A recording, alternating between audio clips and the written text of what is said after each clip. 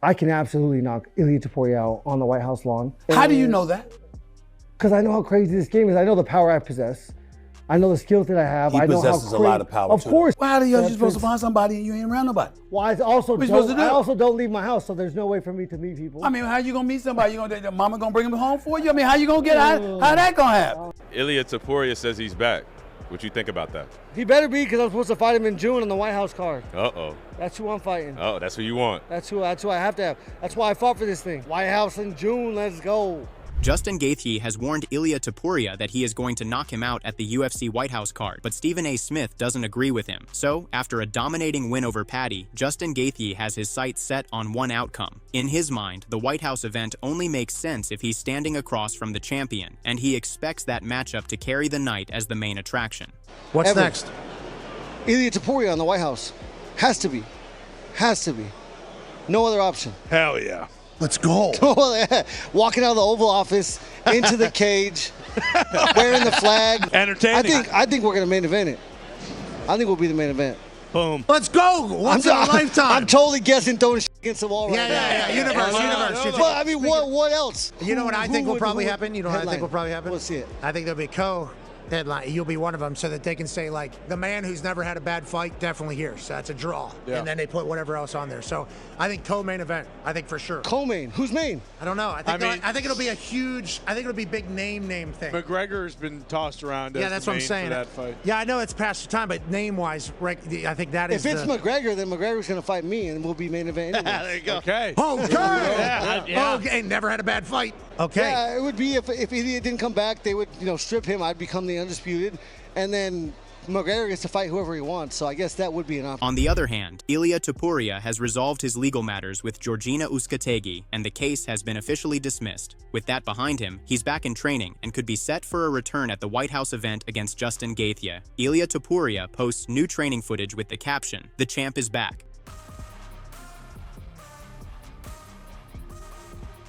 Justin Gaethje also reacted to this post and keeps his focus locked on Ilia Topuria and the target date ahead. With plans pointing toward a showdown in June, he makes it clear everything he has done has been about lining up that opportunity. Ilia Topuria says he's back. What you think about that? He better be, because I'm supposed to fight him in June on the White House card. Uh-oh. That's who I'm fighting. Oh, that's who you want. That's who I have to have. That's why I fought for this thing. That's why he fought for the damn thing. Y'all heard it. Topuria, Gaethje, let's make it happen. Let's go. UFC on Paramount Plus. We appreciate y'all. Stay tuned. White House in June, let's go. Justin Gaethje looks at the possibility of facing Ilia Topuria and believes anything can happen in a sport this unpredictable, trusting the power and danger he carries into every exchange. He feels a knockout is always within reach if he gets the opportunity. At the same time, he understands the risk coming back his way, but for him, that's the thrill. He wants the chance to test it and see how the moment unfolds. Especially with how crazy this game is, how big of a fan I am, how many unpredictable things have happened. I can absolutely knock Ilia Topuria out on the White House lawn. How do you know that? Because I know how crazy this game is. I know the power I possess. I know the skills that I have. He I know possesses how a lot of power. Of course, he could knock me out also, right. But there's no way to find out, and I also will. I just want the chance. You want him? Of course. That's right. Yeah, he's the champion. If I could do it, it will be the best script. Then I will believe this is all simulation.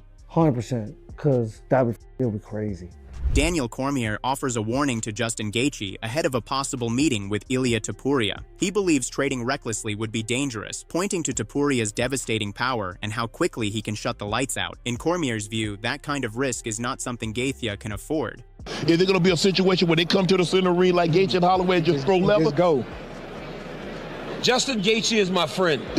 I'm going to tell him don't do that with Ilia Topuria, man. You can't do that with him. Yeah. He hit so hard.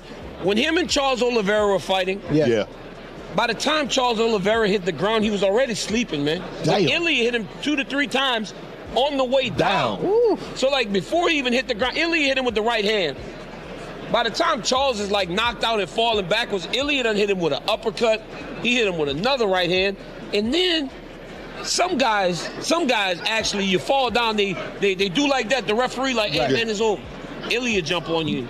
He hit you with a couple. However, Justin Gaethje views defeat through a different lens. For him, going out on his shield means more than surviving to hear the judges, and he believes that kind of ending only fuels a stronger return. In his mind, the setback becomes the foundation for a bigger comeback. I'm very proud of myself for losing like that rather than losing by decision. Going one more second and then losing by decision. I fought a terrible fight. I deserved to lose. I wasn't perfect that night. And that knockout is going to make this comeback that much greater. And so I think it's perfect. I think it had to happen. I think it's my story. It's part of my story. I'm trying to write a book, create a movie, create a legacy. And I think that knockout is going to make all this. If I come back and beat Paddy, get undisputed gold by beating Topuria, best story you can ever write in this story. On the other hand, Colby Covington didn't hold back when reacting to the fight between Justin Gaethje and Paddy Pimblett. He criticizes Gaethje for looking worn down and slow, while arguing that Pimblett struggled with the spotlight and made mistakes he shouldn't at that level. In Covington's view, the pressure exposed flaws on both sides. Yeah, I thought that Justin Gaethje looked really bad, but Paddy looked even worse. So, Justin looked just like a really old, slow, punch-drunk dude. I call him the king of CTE because he's been hitting the head a lot. So he's got that CTE and he just looked bad. But, Paddy looked worse. He didn't look very good. He looked sluggish. He didn't look fast. Hands down a lot. Just very amateur rookie mistakes that he made. But, he's never been in a main event spotlight. So this is his first time getting the main event spotlight and all that requires of a main event fight. It's a lot, man. The media week, the cutting the weight, the media just work you have to do in the lead up to the fight is just, you have to handle a big load. So I think he realized that it's a lot tougher up there than he thought it was. He was talking a big game, saying he was going to be champion, saying he was going to be this and that, but he'd never been in that spotlight, and he got that spotlight and he didn't pass the test. He froze under the pressure. So I didn't see anything special. It was a good fight for sure. People like seeing it, but what I saw in the fight, Justin just looked shot. He doesn't look like he has that dog left in him. I don't know. He's just, the CTE really got to him. Meanwhile, Justin Gaethje admits the comments from Paddy Pimblett struck a nerve. Knowing the risks fighters take every time they step inside the cage, he feels that any threat has to be taken seriously, which emotionally pushes him. He recognizes that kind of tension can shorten his fuse, but he also tries to manage it, choosing not to provoke opponents even though he uses their words as motivation. Face is going to look the exact same afterwards. Yeah. We assume in fight promo, like, everything is just kind of what it is. Felt like you actually felt disrespected by that. Is that true? And yeah, I mean, ultimately it's true. Like, so after these fights, I have to go back to my family, my mother, my father, my brothers, my sisters, my nieces, my nephews. And if my face is different, they are very concerned. And that is what we risk every single time we step in there. It's not death, but it could be chronic injury, but it's definitely, serious injury. And for him to imply that he was going to hurt me, of course I have to take that personal, because we are trying to hurt each other. And honestly, in that fight week, I get a lot more petty, a lot more irritable, a lot shorter of a fuse.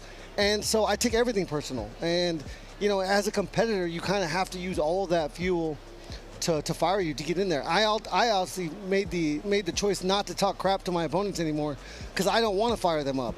I want them to go in there with their own inspiration. I'm not trying to inspire them anymore, but that's something I learned. Paddy Pimblett is now hoping that Gaethje goes on to beat Ilia Topuria for the undisputed belt, because in his mind, that opens the door to meet again. Justin looks back on the fight Paddy Pimblett, knowing he shared the cage with a dangerous version of him. Even with frustrations from their first meeting, Pimblett accepts the result and focuses on the lessons he takes forward. Justin Gaethje, I did say before the fight I want the best version of Justin Gaethje, and that Justin Gaethje turned up. So hats off to him. I hope he wins the undisputed title off Ilia, and hopefully we can run it back, even though I don't think he's got too many fights left. Hopefully we can run it back in the future, because there's a couple of things in that fight that pissed me off, but we get on with it. It's done now. There's nothing we can do. There's nothing we can go back and change. I just hope that in the future he can step up and have a rematch with me, but it's one of them. I know he's on the arse end of his career, so if he does end up just fighting Ilia and fighting Max or something and retiring, it's one of them. I'll have learned a lot from losing that fight. Justin Gaethje looks back at the knockout loss to Max Holloway and sees it as something that adds to his legacy rather than hurts it. To him, falling in dramatic fashion creates a stronger story, one that makes every comeback moment feel bigger and more meaningful as his career moves forward. And I'm glad I lost like that. It's a much better, story for my legacy to lose like that. Yeah, you're bangers. Than to let one more second go and I just lose a decision. Me getting knocked out and then coming back having 2 wins in a row, it makes those 2 wins that much more inspiring, and it makes what I'm going to do at the end of my career that much more inspiring, and that's ultimately why I'm here. Javier Mendez criticized Justin Gaethje's choice to trade strikes with Max Holloway, calling it stupid. He acknowledged it made for an exciting fight for fans, but said strategically it was unwise, suggesting that a smarter approach would have been to focus on takedowns rather than standing toe-to-toe. You got 2 people. This guy's coming here, you come here, but your objective goal when you come here, you're going to meet him, but your objective goal is to come here, hit, take down, hit, go to the side. It's not hit, stay here. No, let's go. Like, for instance, I'll give you a let's go like what Max Holloway did with Justin Gaethje. Pointed to the floor, let's go. Justin Gaethje said, let's go. Stupid. Yeah. It was great for the fans, but as a strategy, it was not. I would have said, okay, I'll meet you in there. Boom, boom, boom. Take him down. Yeah. Take him down. On the other hand, Kamaru Usman makes it clear he wants the next fight against Islam Makhachev. While he respects Islam as a champion, Usman believes he's the toughest challenge the division can offer. It's not a secret how I feel about Islam. I like Islam. I think he's a great, great champion, but I also feel that I am the best test in the division for him. And it's almost kind of weird and surreal that I'm having to sell myself on my skill level, on who I am and what I've done in the sport. So it's a little weird, but that's the name of the game right now. It's what have you done for me lately? So, hopefully the UFC sees that and gives me that opportunity for me to go out there and show them once again that I am still the best in the world. Islam Makhachev's team has its sights set on Kamaru Usman as a potential next opponent. His manager says it's one of the biggest fights possible in the division and would be the most exciting matchup for fans, though the final decision rests with the organization. Islam Makhachev's manager, Rizvan Magomedov, said they're discussing the next fight and Kamaru Usman is on the list of possible opponents. If you ask us, we'd also like that fight because it's one of the biggest fights that can be made in the division right now. As always, the final word is with the organization. Islam is ready to defend. From a media perspective, the fight with Kamaru Usman would be the most interesting and watchable for the public. On the flip side, there is also some twist in the featherweight division as there are rumors that Arman might be moving down to face Alexander Volkanovski. However, Volkanovski likes the idea of Arman joining the featherweight mix and believes he would be a serious challenge for everyone. At the same time, he isn't convinced a move down would automatically place Arman at the front of the line. With the division already packed, Volkanovski feels the next contender will have to be clear, even if a new arrival would bring plenty of excitement. There was all this talk yesterday with Arman saying if he doesn't get a shot at 155, he wants to come down and potentially fight you for the championship. How do you feel about that? I mean, yeah, big, having a guy like him, obviously we've got a stacked division. To have someone like Arman in it will be incredible. Whether he can make the cut, I'm not sure. I mean, he's not too big. Maybe he could. But, yeah, I mean, like whether he gets to come in and jump straight in the front of the line, I don't know about that. But because you've got your Movsars and Rowan Murphy, who's probably going to fight, and I think that's going to be clear who's next. But it'd be very exciting. Obviously, a tough challenge for any of us in our division. So, but if he does, obviously, I'd welcome that. Alexander Volkanovski stresses that as champion, he has a duty to honor the rankings. He believes fighters like Movsar Evloev and Lerone Murphy deserve title shots more than Arman Tsarukyan or Gene Silva, and letting others skip the line would go against that responsibility. I feel bad enough that like there's guys that probably deserve. I'm gonna eventually get it. Do I keep want to make them late? Just again. So I've got a responsibility. I talk about having a responsibility as a champion. I don't think enough champions look at it that way. For me, I look at it as a responsibility. There's rankings for a reason. There's people that deserve it. If someone does get in, I'll be active enough to still give the people that deserve it a chance anyway, so I don't have to wait too long. But I mean, if I'm just going to keep letting other people just cut the line, I'm not really doing my part either. So I'll talk to UFC, see what they say. But for me, again, I'm an easy champ. I understand at the end, Dave, the UFC just push it or whatever, all right, but we'll see what happens. Movsar Evloev gives credit to Alexander Volkanovski, praising him for staying grounded and respecting true contenders. He points out that reaching the top often changes people, but Volkanovski remains a genuinely good and humble champion. He told me in the media room that he doesn't want to let anybody cut the line. He thinks it's the winner of you and Lorne Murphy for the title shot. And then he also said that he believes you're the harder fight for him out of the two. That's pretty cool to have a champion who says something like that and also doesn't want just anyone jumping in front of you guys. I have only respect to this guy, behind all these sport things, he's a respectful guy. pretty like a nice person.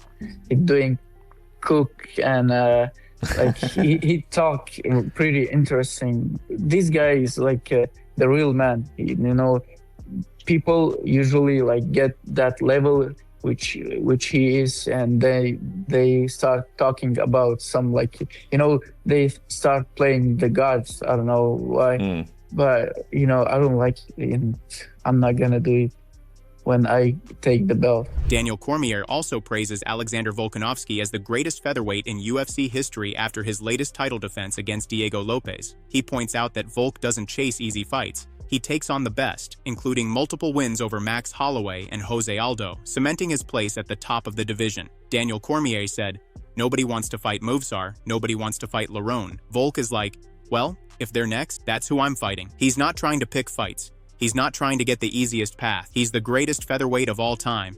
He just won his 8th UFC title fight. 4 of those victories are against Holloway and Aldo, the 2 other guys considered the greatest featherweights of all time. Movsar Evloev lays out his plan for taking down Volkanovski: relentless pressure and wrestling. He believes if he connects cleanly, a knockout is possible.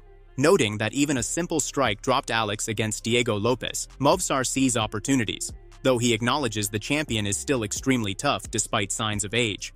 Movsar Evloev said, "Pressure, wrestling, if I catch him, I think I can knock him out." When Diego touched him with an easy strike, he dropped him. If he had more chances, he could have finished him, but he didn't. Looks like Alex is getting older, but he's still tough. Movsar Evloev also shared that he withdrew from the Aaron Pico fight after testing positive for coronavirus. He explained that although he was fully prepared to compete, his symptoms began 2 weeks before the bout, making even light training extremely difficult, leaving him no choice but to step back. I never stopped training, but last time I supposed to fight, I pulled out because of I don't know, was some type of corona in